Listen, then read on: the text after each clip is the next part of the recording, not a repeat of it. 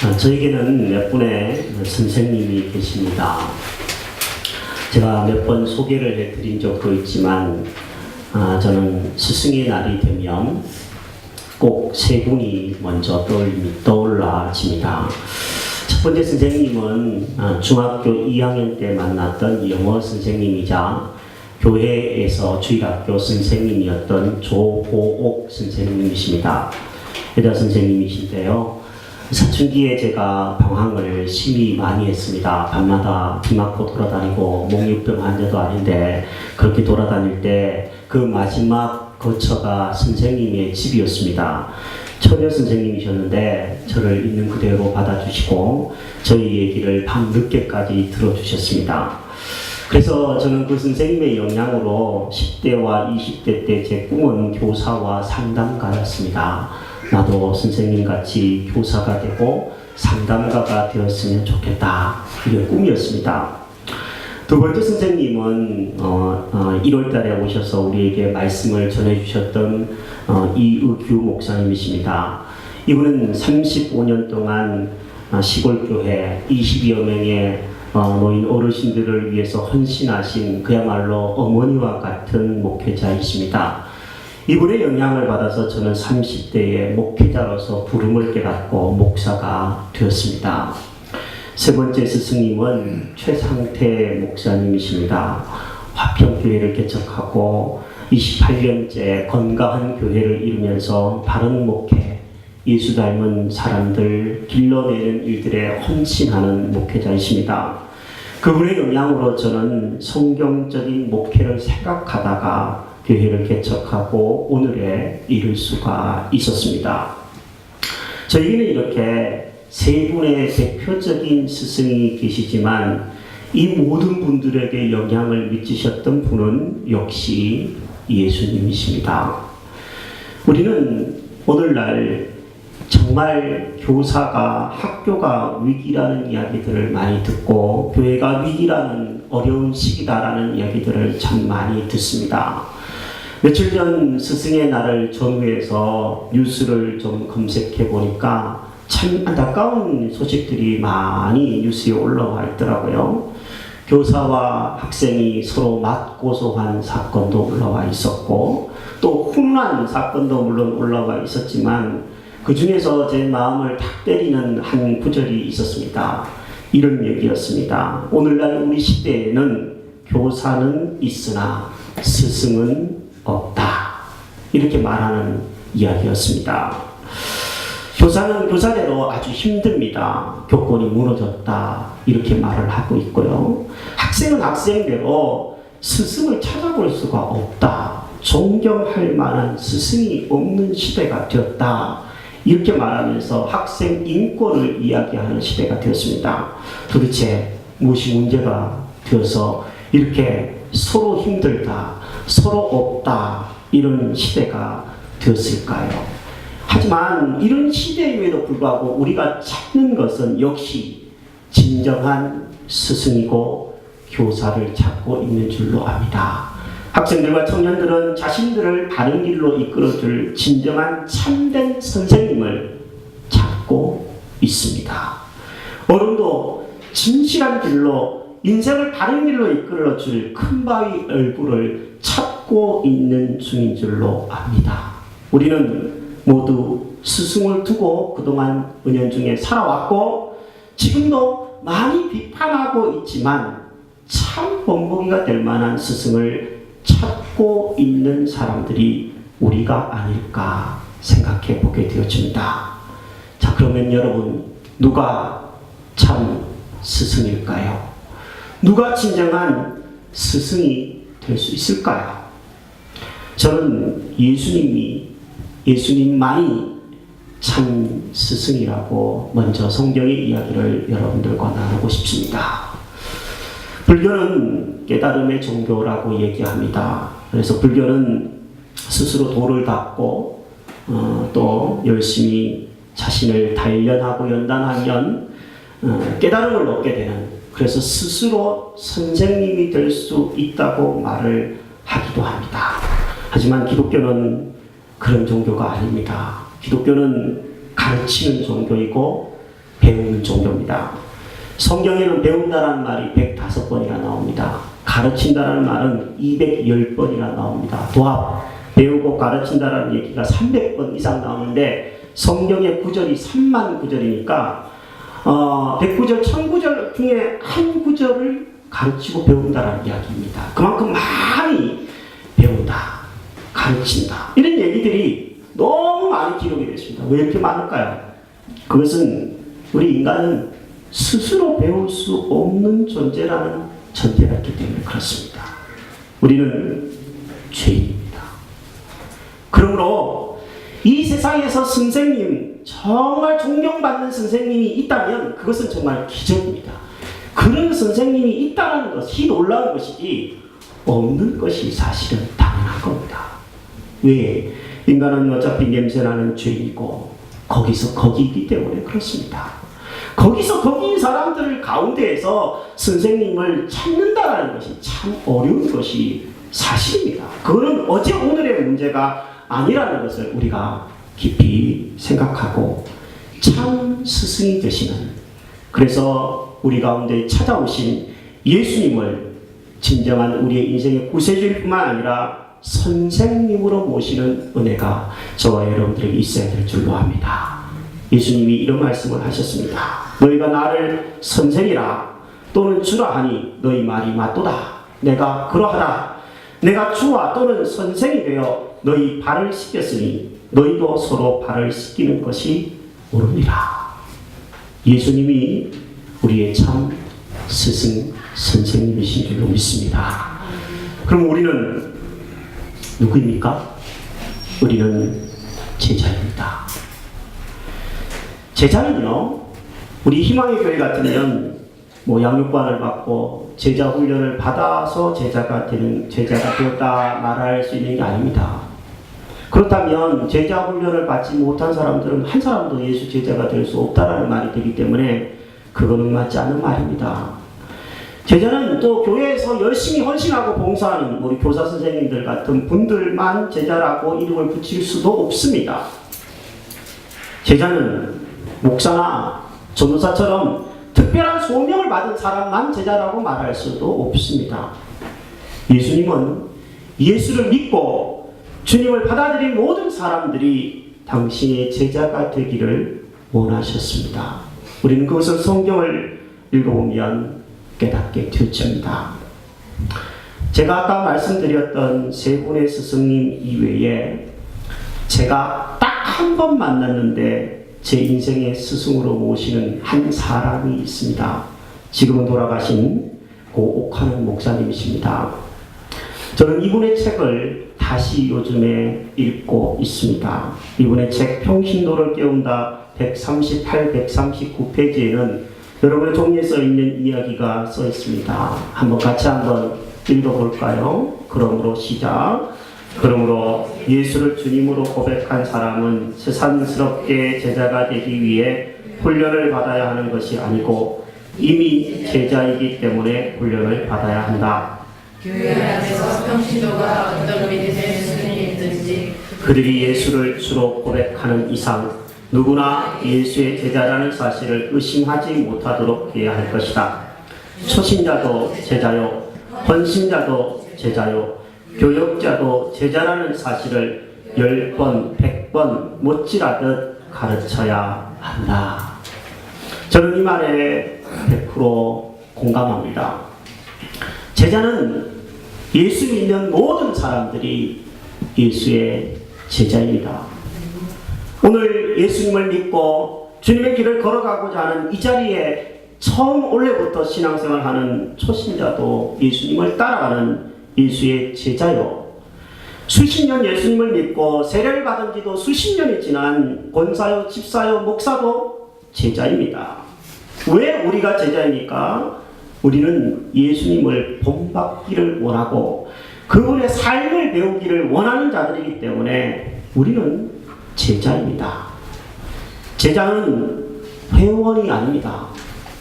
여러분 어디에 소속된 회원의 자격을 가진 그런 단체들을 많이 가지고 있을 것입니다. 동창회 아니면 축구 모임 아니면 무슨 취미 모임 이런 데 여러분 가면 보통 회원의 자격은 세 가지입니다.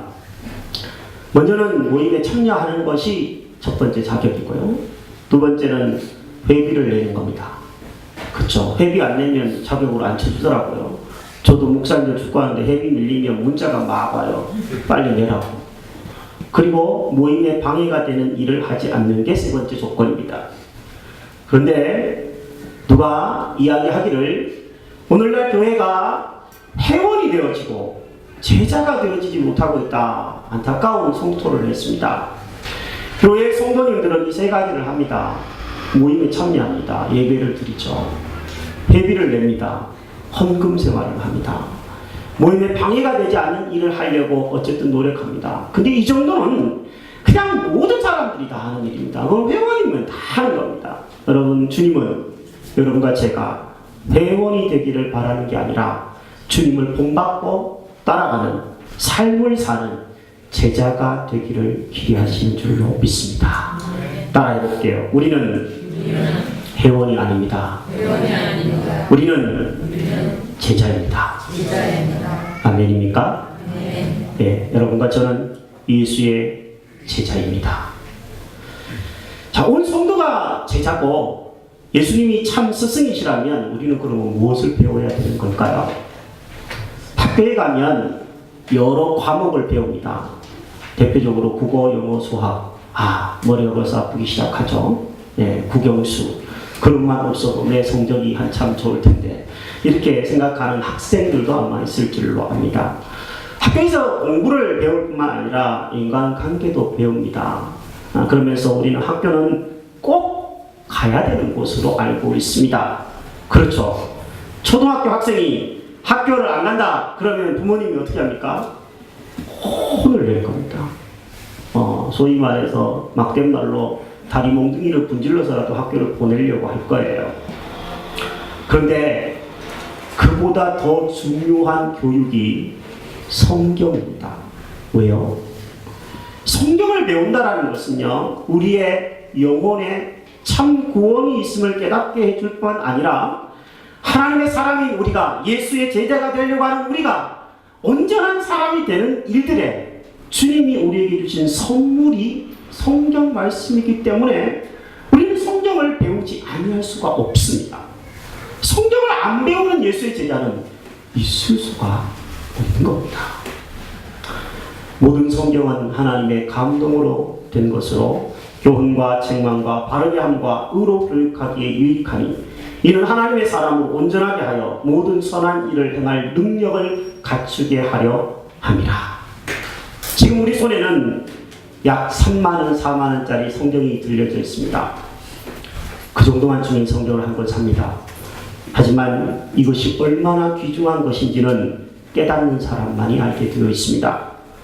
지금부터 몇 세기 전까지만 해도 성경이라고 하는 책을 아무나 가질 수 없었습니다. 교회에, 그것도 한 도시에 한 권 있으면 말까 할까 말까 있을까 말까 할 정도로 귀했습니다. 그것도 자국어로 된 성경을 찾아볼 수가 없었고 라틴어로 된 성경만 있었습니다. 그런데 종교개혁자들이 성경을 자국어로 번역을 했습니다. 인쇄술이 발달됐습니다. 그래서 우리 손에 하나님의 말씀을 듣고 읽을 수 있는 위대한 특권이 주어졌습니다.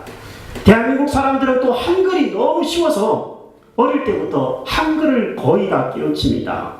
그래서 한글로 된 성경을 누구나가 다 읽을 수 있습니다. 놀라운 특권이 아닐 수가 없습니다. 그런데 아무리 이렇게 좋은 성경이 우리 손에 있다고 할지라도 내가 이 말씀이 나에게 구원을 가져다주고 이 말씀이 나로 하여금 참 온전한 사람으로, 성숙한 사람으로 변화시켜줄 줄로 믿고 있는 사람들은 말씀을 펴고 읽을 겁니다만 그렇지 않은 사람은 성경이 여전히 먼지가 뽀얗게 앉은 채로 여러분 책꽂이에 꽂혀져 있을 뿐일 것입니다.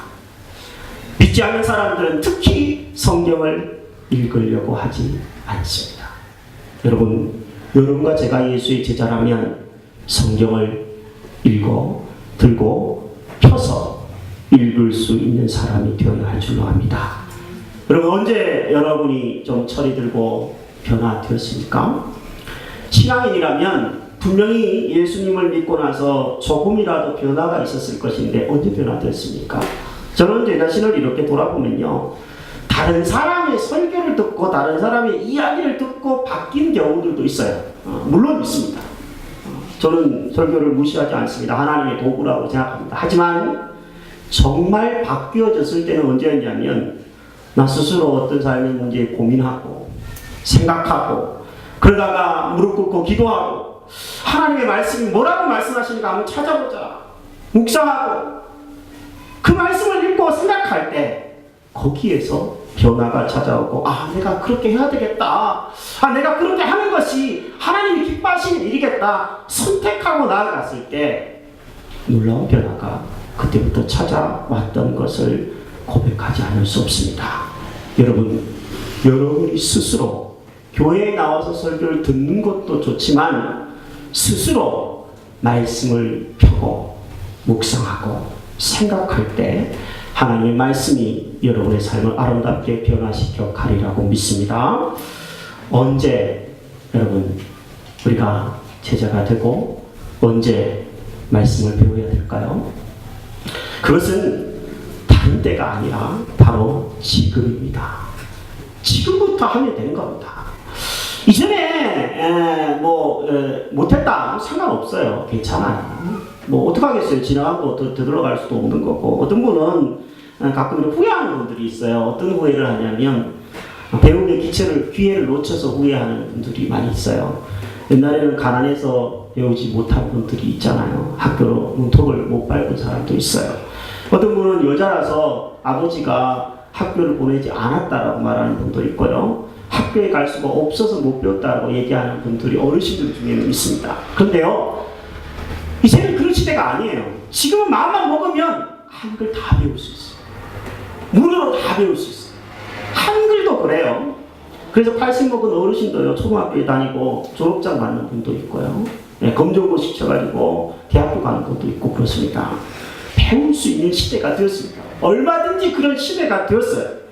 마음만 먹으면 한글을 배우고 세상에 지식을 배울 수 있는 것처럼 여러분 마음만 먹으면 하나님의 말씀을 배울 수가 있습니다. 저는 교회를 세울 때 정말 말씀을 가르치는 목사가 될 것이다 결심을 했습니다. 많은 사람들이 예배를 와서 하나님의 말씀을 듣고 은혜를 받았다고 그러지만 문 밖에 나가면 잊어버립니다. 그런데 말씀을 배우는 자리에 앉아 있으면 서로의 생각을 나누고 서로의 고민을 나누고 그러면서 말씀을 적용해보고 다시 돌아와서 그것을 검사하고 체크해보게 되어집니다. 그런데 변화가 일어나지 않을 수 있겠습니까? 저는 믿습니다. 하나님의 말씀 앞에 지금이라도 늦지 않았다고 생각하고 지금이라도 말씀을 배우려고 하는 자들에게 은혜 주시는 것을 믿습니다. 우리가 하나님과 함께 일하는 자로서 너희를 권하노니 하나님의 은혜를 헛되이 받지 말라. 이르시되 내가 은혜 베풀 때에 너에게 듣고 구원의 날에 너를 도왔다 하셨으니 보라 지금은 뭔 날이라고요? 은혜 받을 만한 때요. 보라 지금은 무슨 날이라고요? 구원의 날이다. 지금이 기회입니다. 따라해 보겠습니다. 지금이 기회입니다. 어디서 배워야 될까요? 말씀을 배우고 싶은데 누구한테 배워야 될까요? 어떻게 배워야 될까요? 저는 요즘에 이 말씀을 가르친다라는 것이 너무 많아져서 한편으로는 또 문제가 되고 있다고도 생각합니다. 어떤 쪽에서는 말씀을 배우지 않으려고 해서 문제가 되기도 하지만 어떤 쪽에는 이단 사상을 가르치는 것도 많기 때문에 여러분 조심해서 배워야 됩니다. 특히 검증된 기관인 교회에서 검증된 목회자에게 배우는 것이 가장 바람직합니다. 그러나 검증된 목회자라는 얘기가 제 목사인 제 입장에서는 상당히 부담스러운 이야기가 아닐 수가 없습니다. 하지만요, 이렇게 한번 생각해 보시자고요. 대한민국에 지금 신학교가 굉장히 많습니다. 그런데 그 중에는 무인가 신학교도 많습니다. 무인가 신학교라는 것은 교육부에서 허가를 안 한 무인가가 안에서 인가가 나지 않은 신학교가 많다라는 거예요. 거기에는 성도인데 나가 신학을 해서 목회자가 되고 싶어. 그래서 그 학교에 가면 야간에 일주일에 한두 번만 가면 1년만 지나면 목사 안수를 줍니다. 그런 곳이 꽤 많이 있습니다.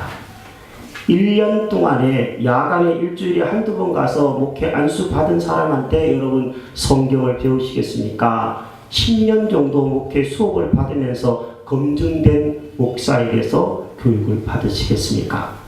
당연히 여러분 후자여야지만 될 것입니다. 그런데 참 안타까운 것은 오늘날 그렇게 검증된 10년 이상 목회의 수업을 보통 받는데 그런 분들 중에도 참 본이 되지 않아서, 저도 참 마음에 부담이 되는 말입니다.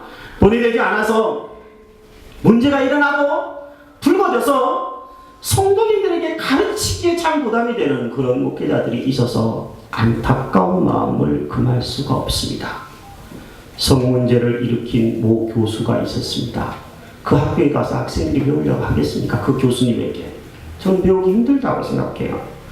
돈 문제에 깨끗하지 못한 목회자가 있다면 그 사람한테 가서 배우려고 하겠습니까? 저는 힘들 거라고 생각합니다.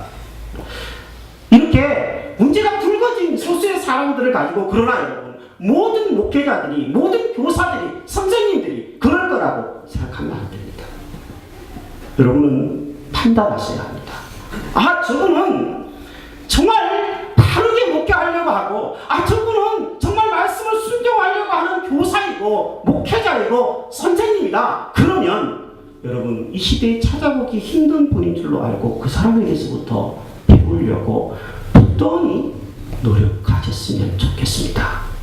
성경에 예수님을 안다, 하나님을 안다 라는 말을 많이 기록이 되어 있다고 제가 얘기를 한 적이 있습니다. 안다라는 것이요, 머리로 아는 것을 안다고 얘기하지 않습니다. 이 삶으로, 몸으로 실천해보고 체험적으로 알아야지 그것이 진짜로 아는 겁니다. 여러분 성경 많이 알 겁니다. 교회 10년 정도 다니면요, 5년 정도 다니면요, 목회자가 무슨 말 하려고 그러는지 다 압니다. 그런데 그렇게 사라지나요? 안 사라지죠. 모르는 겁니다. 아직 덜 깨달은 겁니다. 알면 행동하게 되어 있습니다. 여러분이 검증된 기관, 교회에서 검증된 목회자에게서부터 하나님의 말씀을 특히 실천하고 순종하는 사람에게서부터 말씀을 배워갈 때 여러분들이 예수의 제자로서 더 신실한 사람으로 변화되어 갈 줄로 믿습니다. 마지막 부분 한번 볼까요? 왜 우리는 계속 배워야 합니까? 우리는 제자이니까 배워야 합니다. 아까 제가 말씀을 드렸죠. 모든 성도는 예수님의 제자입니다. 만약에 교회를 다니는데요, 혹시 여러분 중에 이런 분이 없게 되기를 진심으로 바라는데, 만약에 내가 교회를 다니는데 성경 읽는 것도 하지 않는다. 만약에 내가 교회를 다니는데 말씀 듣는 것도 귀찮다. 만약에 내가 교회를 다니는데 교회에서 말씀 배우자 그러는데 맨날 도망만 다닌다. 여러분이 교만하다라는 증거입니다. 왜 그런지 아십니까? 안 배우려고 하니까 교만한 것이죠. 하나님이 야, 너 나한테 와서 배워야 돼. 너 나의 말씀을 실천해야 돼. 나는 너가 변화되기를 바래. 나는 너가 아름답기를 바래. 나는 너가 예수 닮기를 바래. 이렇게 얘기하시는데 싫어요. 저는 닮기 싫다고요. 그렇게 말한다면 그것은 여러분이 정말 예수님의 제자인지 성도인지 의심해 봐야 될 사항입니다. 미안한 얘기지만 정말 그렇습니다. 맥스 루카도가 쓴 예수님처럼이라고 하는 책에 이런 글귀가 있습니다. 하나님은 당신을 있는 그대로 사랑하신다. 믿으시죠? 네, 여러분들을 있는 그대로 사랑합니다. 저도 여러분 있는 그대로 사랑합니다. 네, 안 자랑하는 것처럼 뭐예요? 사랑해요. 네. 그러나 그대로 두시지는 않는다. 하나님은 당신이 예수님처럼 되기 원하신다. 하나님은 그 아들과 나누신 그 불변의 친밀함을 우리와도 나누기를 원하신다. 이렇게 썼습니다.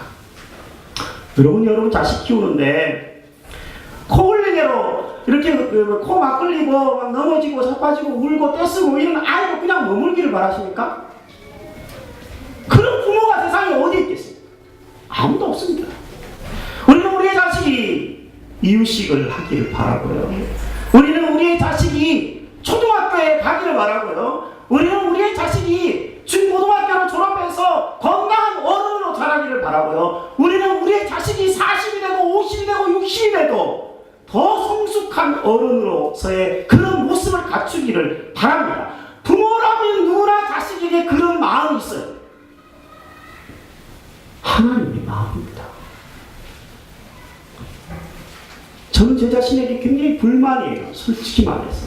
가끔씩 목사님이 왜 저렇게 목표정 하나, 뭐 기분이 안 좋나 그렇게 생각하지 마십시오. 제가 제 자신에게 불만이 있어서 그래요. 이 자신이 조금 더 예수의 제자가 되면, 내가 조금만 더 예수의 제자가 되면 성도인들이 더 행복할 텐데, 내가 조금 더 목회 잘하면, 정말 예수의 제자답게 목회하면 희망의 교회 더 잘 될 텐데, 모든 그냥 숫자적인 게 아니라 더 행복하고 더 아름다울 텐데, 그런 자신에게 한탄스러울 때가 사실은 많습니다. 제가 왜 이런 불만을 품는 건가요? 제가 뭐가 아쉬워서 이런 불만을 품을까요? 이유는 딱 하나입니다. 저는 예수의 제자니까요. 저는 아직 멀었으니까요. 저는 평생 예수님 발자취를 조금이라도 따라가고 싶은 정말 진실한 제자니까요. 12년 만에 칼 세미나 고옥하는 목사님이 살아계셨을 때 제가 그 세미나에 갔다가 12년 만에 다시 갔는데, 그 세미나에 가서 제가 마지막에 들렸던 장소는 목사님의 무덤이었습니다. 그 무덤 앞에서 뭐 작은 무덤이더라고요. 아담아 무덤 앞에서 저는 기도를 드리면서 다시 다짐을 했습니다.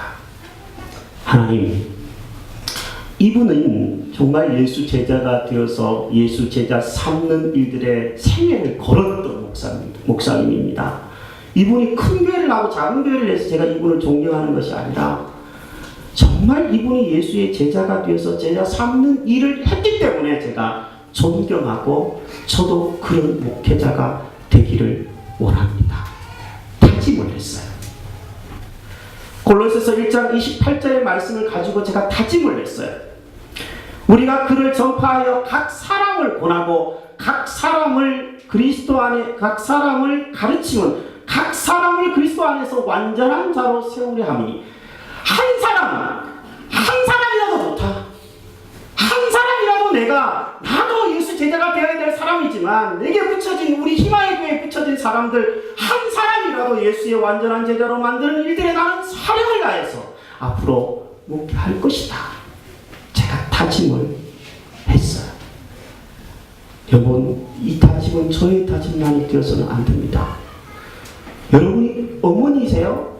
아버지세요? 그러면 여러분의 자녀를 향하여서도 이 사람은 하나님이 내게 붙인 내가 예수 삼아야 될 제자다, 이렇게 생각하고 여러분이 본이 되기를 힘쓰는 제자가 될 뿐만 아니라 자녀를 제자 삼는 학부모님들이 되시기를 바랍니다.